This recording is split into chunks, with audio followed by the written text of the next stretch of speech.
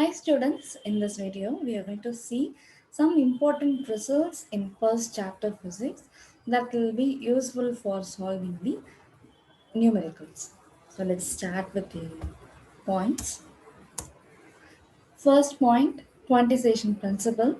Q is equal to plus or minus n into E. Here n is the number of electrons. Second, Coulomb's law. In vacuum, F is equal to 1 by 4 pi epsilon naught into Q1 into Q2 by R square. In any other medium, it will be 1 by 4 pi epsilon naught into K into Q1 Q2 by R square.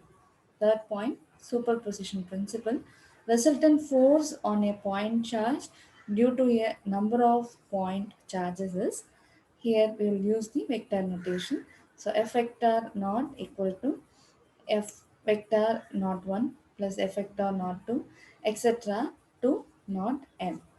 Electric field is equal to 1 by 4 pi epsilon naught q by r square, and we have a relation F vector equal to q naught into E vector. Fifth point, again superposition principle. Resultant electric field on a point charge due to a number of point charge, like how we used for the third point, the same way we will be using for the electric. So electric field. So again we'll use the vector notation. E vector naught equal to E vector naught 1 plus E vector naught 2, etc. to E vector naught n. Sixth point, dipole moment. P vector is equal to Q into 2A vector. The direction is from negative charge towards the positive charge. The seventh point, electric field intensity on axial line of dipole, that is E vector equal to 1 by 4 pi epsilon naught into 2 P vector R by R square minus A square, the whole square. So this is for the axial line. Then the eighth point, electric field intensity on equatorial line of dipole, that is E vector equal to 1 by 4 pi epsilon naught into P vector by R square plus A square the whole power 3 by 2. So this is when the electric field intensity on equatorial line. Then ninth point, electric field intensity on any point due to a short dipole is E vector is equal to 1 by 4 pi epsilon naught into P vector into root of 3 cos square theta plus 1. Tenth point, torque on dipole.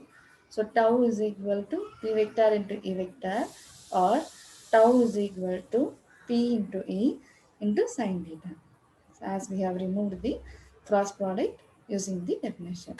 Then the 11th point, potential energy of dipole in electric field, U is equal to minus P vector dot E vector, here the dot product. 12th point, Gauss theorem, that is here pi equal to line integral of E vector into ds vector, or it can be written as E into ds cos theta, that will be equal to q by epsilon naught. 13th point, electric field intensity due to a line charge E is equal to lambda by 2 pi epsilon naught r. 14th point, electric field intensity due to a thin infinite plane sheet of charge E is equal to pi by sigma by 2 epsilon naught.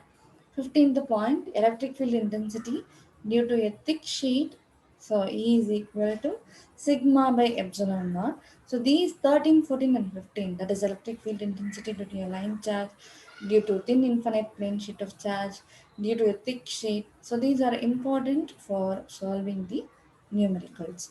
So go through the formula properly. And 16th point, electric field intensity at a point on the surface or outside a charged spherical shell is E is equal to 1 by 4 pi epsilon naught into Q by R square.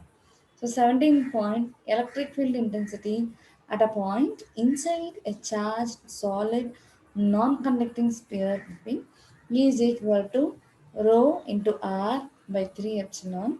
Here rho is charge density per volume and R is the radius. Then the last point of this chapter, electric field intensity inside a charged spherical shell is E is equal to 0. So these points will be helpful for you to solve the numericals. So before solving either the example or exercise numericals, go through the formula of the particular chapter and make thorough with those. And if any doubt, please post it in the comment section. And I hope this will be a helpful video. So if you want to note in between, pause the video then and there and note. And I will try to attach the PDF of this results. Thank you.